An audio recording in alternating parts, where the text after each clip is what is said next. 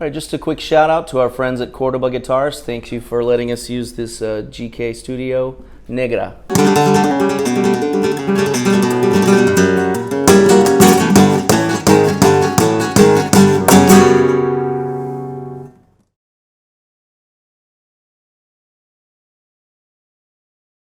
Now I'd like to talk about Fandangos. Generally speaking, Fandangos is a simple form. However, it constitutes probably the largest portion of the cante. There's so many different styles of fandangos that are based on the same basic structure. What I'm going to talk about mostly just what we need to do for the guitar accompaniment, both for the the rhythmical styles, usually referred to as Fandango de Huelva, and the more free-form style, usually called Fandango Naturales. Some people call it Fandango Grande. But they're basically the same thing, just one will have a more expressed rhythmical expression than the other. The other will be a little more free. But phrasing-wise, they're identical, okay? So we usually start off learning Fandango in the key of por arriba, or E. And most of the guitar work that we do, compás and falsetas, are in that key, which is the same key that we play solea and other forms in. Por arriba is the E Phrygian scale, or Phrygian dominant. But the main body of the fandango, where the singing is usually done, is a modulation to the relative major, which is the key of C. And we usually refer to those letras as coplas. And so a fandango copla, I'll show you the structure of also with the chords, is typically in the key relative major, C major, and then it resolves back to the E Phrygian, and then we continue doing interludes between the coplas in that key, in E Phrygian. So let me show you the basic compás structure first, and then I'll talk about the some of the variations in the falsetas. Okay, so the kind of strumming I'm doing here in 3 beats is pretty important. Right hand. Let's get that down first. You might hear this same kind of rhythm expression in the sevillanas. It's a big part of Andalusian folk music. Basically a 3-beat phrase, starting with a golpe on the E chord. And then we're going to do this technique of strumming upwards and ending down. This is a very important technique, and I see a lot of people sometimes struggling with it. And the reason for that is because we come up first, and then we come down with the fingers. So very slow.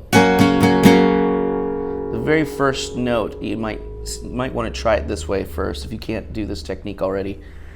Get these fingers up early and begin with your index finger kind of pointed down, because you need the triplet of these fingers right away. 1, 2, 3, 4. 4 notes, sorry, 4 notes. 1, 2, 3, 4. Now in this case, I'm not flicking off the thumb. There's a technique for that as well. But for now, just to get the brighter part of the chord, you don't need to flick your fingers. But you do have to start up and end down on the second beat. So it's 1 and 2. And we're going to do the third beat with a different chord. So we're going to change to A minor. This is tricky for a lot of people because we're not changing the chord on the strong beat. 1, 2, 3. The way I usually teach this phrase is do the second one by changing the E chord voicing to a 7th. So you can put the D up there. 1, 2, 3. And then on the and of 3, we just come up. And then we can start that pattern over. On the A minor, you can stay on A minor. 1, 2, 3, okay? It's important to have this upstroke rajeo and end down. I hear a lot of people doing the reverse, which is a darker sound. It's not giving the same kind of rhythmic emphasis as when you start on the upstroke. I have a lot of students that might leave a gap here, 1 and a 2 like that. You don't want a gap. These are 4 even notes. 1, 2, 3, 4. 1, 2, 3, 4. Not 1, 2, 3, 4. 1, 2, 3, 4. No, it's got to be 1, 2, 3, 4. 1, 2, 3, 4. Okay. One more time. Just practicing this first. Going back and forth between E and A minor is real important. 1, 2, 3. 1, 2, 3. And okay. So make sure you get this down first before you start trying to play it faster. 2, 3, and 1, 2, 3, and 1, 2, 3, and 1. Okay. If you find you're having trouble with this rajeo, again, work on starting like this, where you have these fingers gathered up first and let them come out right away afterwards.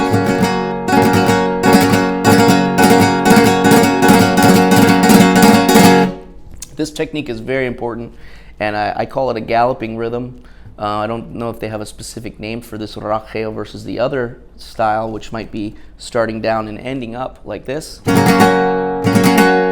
which has the same kind of rhythm, but it has a different sound because we start on the bass strings and end on the trebles. So it has a different sound, and this is important for fandango, sevillanas, even tangos. We do this kind of galloping rhythm. So this technique is really important and worth your time to work on.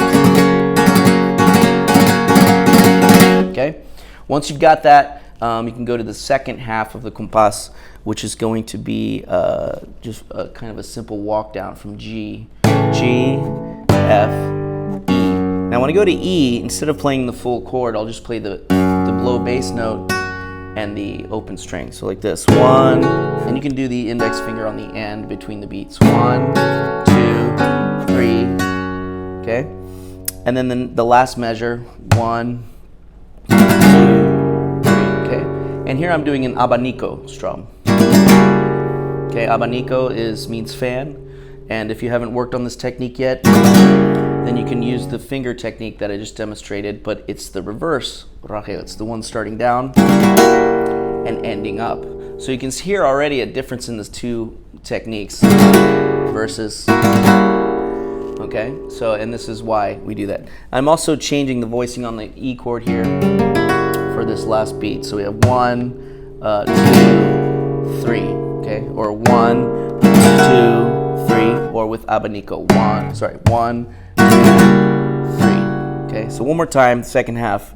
1, 2, 3, 1, 2, 3. Okay. Now, again, I'm just counting in 3. That's the most important part of the basic groove, is the 3-beat feel. 1, 2, 3, 1, 2, 3, 1, 2, 3, 1, 2, 3. It's really important to get the 1 and really feel it that way without worrying about too much of the other stuff, because you notice things happening here, like changing chords not on the 1 or doing an accent on beat 2, and these things might throw off your inner clock. So you've got to be, in the beginning, be very conscious of this first beat or downbeat. Beat 1. 1, 2, 3. 1, 2, 3. 1, 2, 3. 1, 2, 3. 1, 2, 3. 1, 2, 1, 2, 3. 1, 2. Okay. So again, whichever rajeo you're comfortable with here at the ending, either or this one, it's not really important. What's important is that we really get the 3 beats together and we maintain an even tempo when we're doing this. Okay. 1, 2, 3. 1, 2, 3. 1, 2. As we start to speed up to the actual tempo that we're going to need this to be, you start just feeling that heavy downbeat in 1, 2, 3, 1, 2, 3, 1, 2, 3, 1, 2, 3, 1, 2, 3, 1, 2, 3, 1, 2. And you can do other kind of rajeos other than this basic one, but it's really important to get this first, that you really have this as a fundamental part of the feeling of the fandango. Some of the substitute rajeos I might do is leaving off the middle finger and doing the same basic rajeo, 1, 2, 3, but I'm only using 2 fingers for that. So what happens here, same thing, except when I come up, I come down with the ring, and then my middle finger is already out of the way. This is a case where you can actually flick with the the index finger into the bass note. And you hear this very interesting sound where you're getting the trebles in the beginning, the middle strings with the ring finger, and the basses with the index finger. So you hear the three parts of the chord being intact by this technique. It's also a very important part of that sound.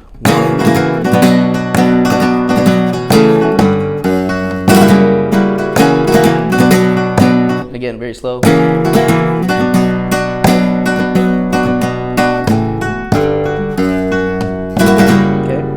A big reason why I emphasize doing that rajeo, starting with the upstroke, and even this one starts up,